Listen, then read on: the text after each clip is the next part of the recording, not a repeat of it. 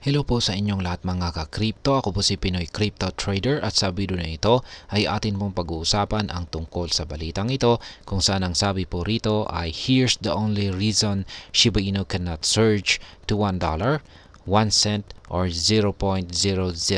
Yan atin pong aalamin ang tanging dahilan dito kay Shiba Inu kung bakit hindi po siya makakaangat sa presyong $1, 1 cent or 0.001. Ayan, bago po tayo magpatuloy ay nais ko lamang po munang bigyang linaw ang aking disclaimer kung saan ang nilalaman po ng video na ito ay hindi po ito isang financial advice. For education and information purposes lamang po ang layunin nito. At ayan, sa ating pong pagpapatuloy ay ang sabi po dito ay the ambitious $1 price for Shiba Inu stands far-fetched due to valuations that could exceed even the global wealth estimate. Kaya ayan, yung ambitious price target po dito na $1 kay Shiba Inu ay sabi rito ay mukhang napaka-imposible daw po. At ang dahilan po rito ay yung kanyang valuations or yung kanyang market cap. Kasi kung pag umabot po itong si Shiba Inu sa presyong $1, ay yung kanyang magiging market cap ay mahihigitan po niya yung global wealth, yung pinagsama-sama po na asset sa buong mundo ay mahihigitan ni Shiba Inu. Kaya yan po yung bagay kung bakit nabanggit dito na napaka-imposible na akyatin ni Shiba Inu ang presyong $1. Kaya yan, amid the ongoing market downturn, Shiba Inu remains at the mercy of the bears. On Friday, Shiba again retreated to the 40 digits 12 price range. Now SHIB trades at 40 digits 12.91, down by over 7% over the past week. Kaya ayan po ang kalagayan ngayon ni Shiba Inu. Patuloy po siyang nakakaranas ng pagbagsak. However, regardless of the ongoing bearish sentiment in Shiba Inu, proponents continue to hold lofty aspirations for the meme coin. They anticipate a future where SHIB trades with fewer leading zeros, like 20 digits 1, or where it has none trading, or where it has none trading at 1 cent or $1. Kaya ayan, maski patuloy daw po na nakakaranas ng pagbagsak ang presyo nitong si Shiba Inu, ay marami pa rin po ang naghahangad na itong si meme coin ay itong si Shiba Inu na isang meme coin ay makakaranas ng matinding pag-angat sa presyo sa hinaharap at posibleng umabot sa presyong $1, 1 cent or ang 20 digits 1.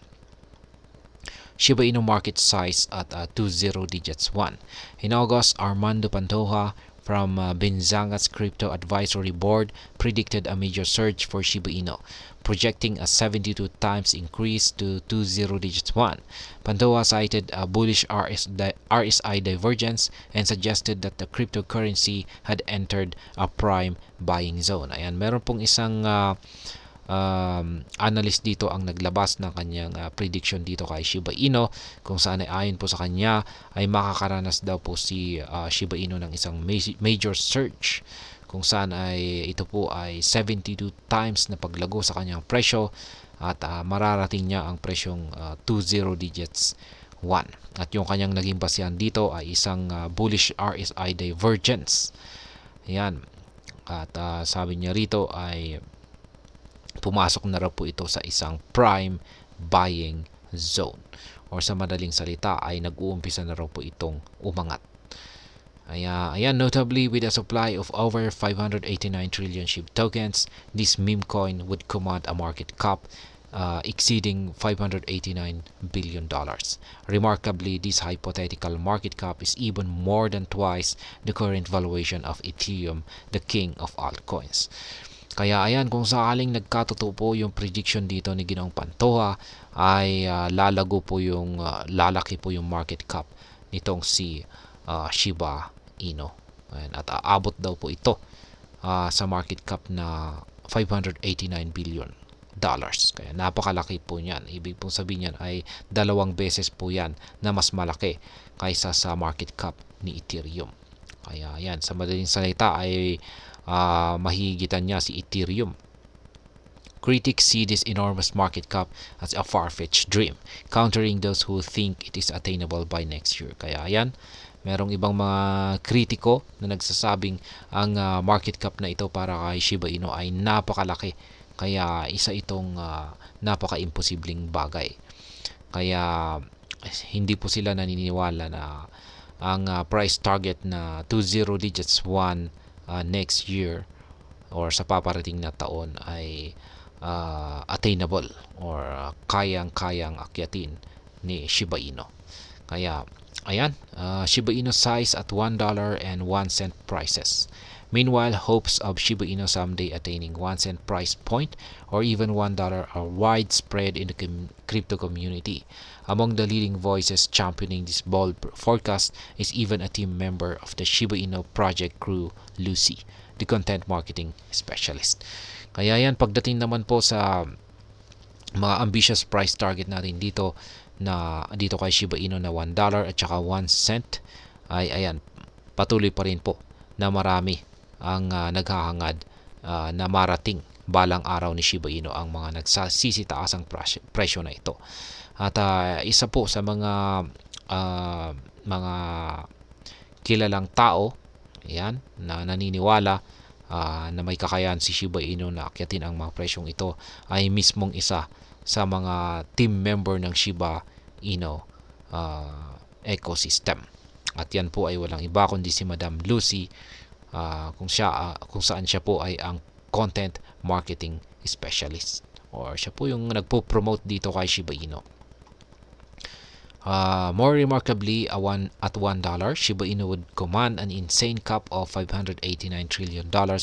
For context, the global wealth is estimated at $454 trillion.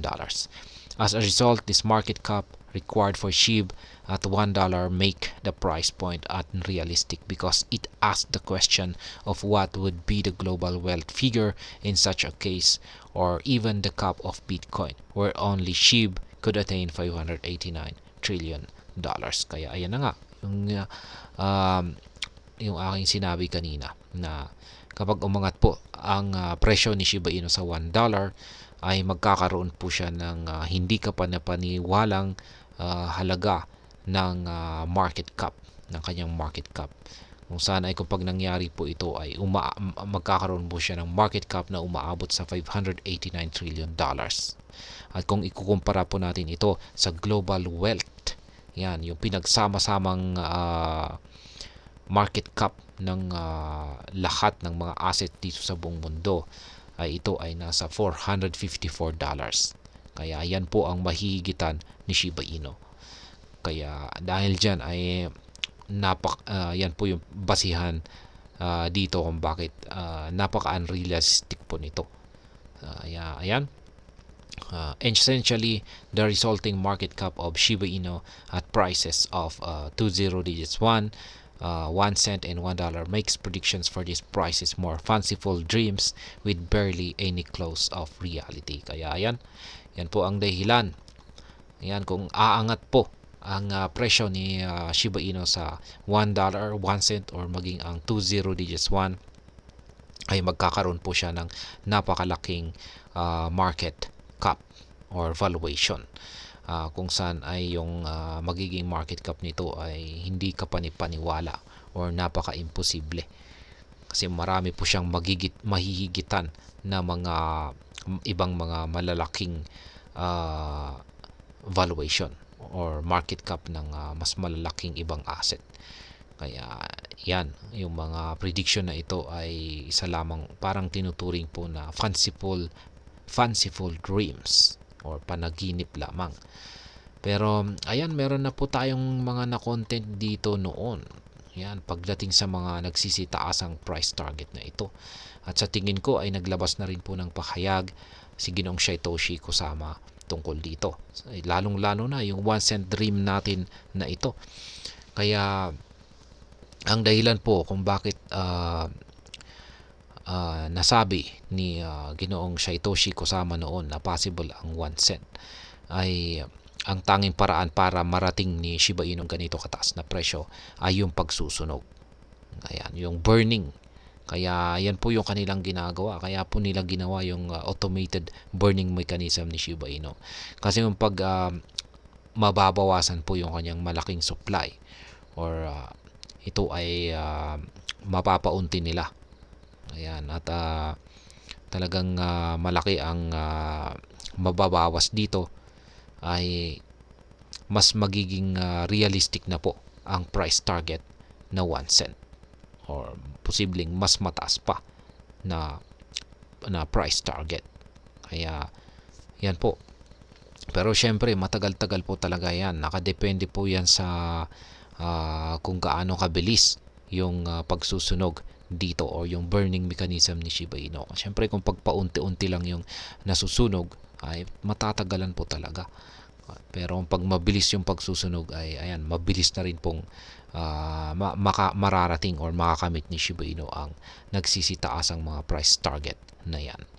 Kaya ayan, hanggang dito na lamang po tayo sa video na ito mga ka-crypto. Sana po ay inyong nagustuhan ang aking paliwanag sa video na ito. Kung inyo po itong nagustuhan, pag-click lamang po ang like button ito.